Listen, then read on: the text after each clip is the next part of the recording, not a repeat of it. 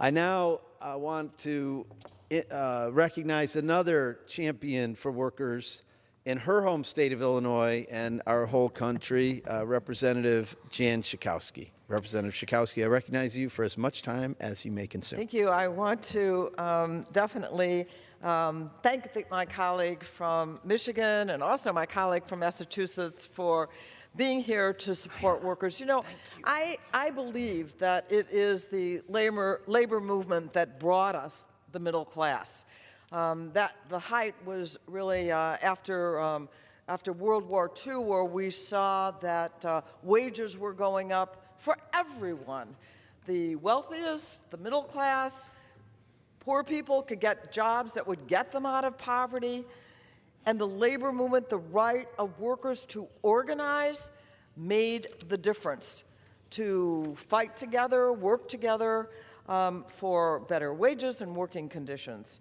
And so today I rise in enthusiastic support for, before the House of Representatives for H.R. 2474, the Protect the Right to Organize Act, for a vote that's going to take place tomorrow in the House of Representatives. The right to form a union, which has been eroded over the last several decades, and the right to take collective action in the workplace, and the right to exercise one's First Amendment rights in the form of secondary boycotts and are fundamental, and it is past time that we as Americans promote those values.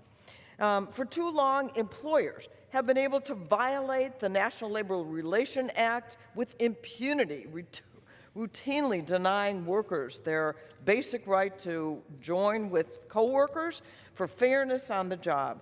And as a result, the collective strength of workers to negotiate for better pay and for better benefits has eroded, and income inequality in the United States of America has reached levels that predate the Great Depression.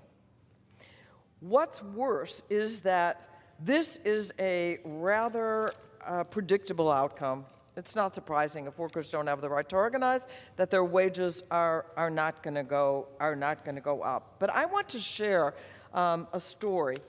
It's a story of a woman named Yiram Zhang. She is a graduate worker at Loyola College in my district in Chicago, Loyola Chicago. And Yiram Zhang's parents raised their child to be a believer that education was the path to a better life. They moved to the United States from China when she was almost 2 years old, so she's grown up here. Her parents moved to the United States to earn their PhDs and work as graduate workers. Years later, Yiram decided to follow in her parents' footsteps by pursuing a PhD. The philosophy major quickly learned that a lot has changed in the world since her parents were graduate workers like she is now. Quote, we're struggling to make a living. We're struggling to make a living. The expectations are the same. The expectations of the job, she means, are the same, but the conditions in higher education are so different.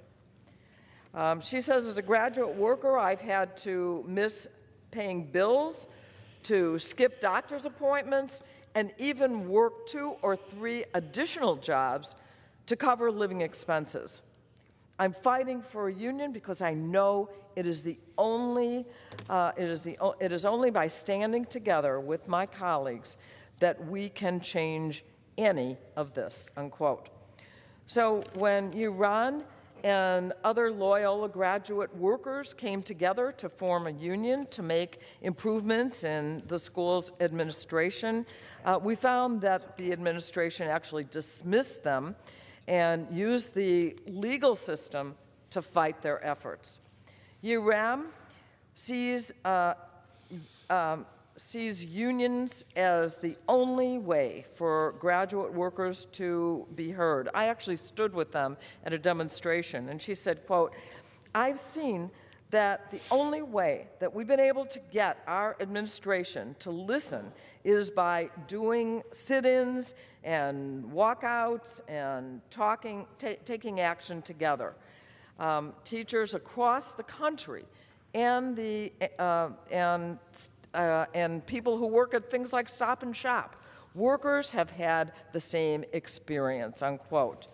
In addition to having a seat at the table, Loyola graduate workers are fighting for the highest for a higher stipend and the establishment of summer funding, which will give them the ability to do important research and writing over the summer, instead of having to take on multiple part-time jobs just to make ends meet. They also want more professional support, including clear grievance procedures and accountability.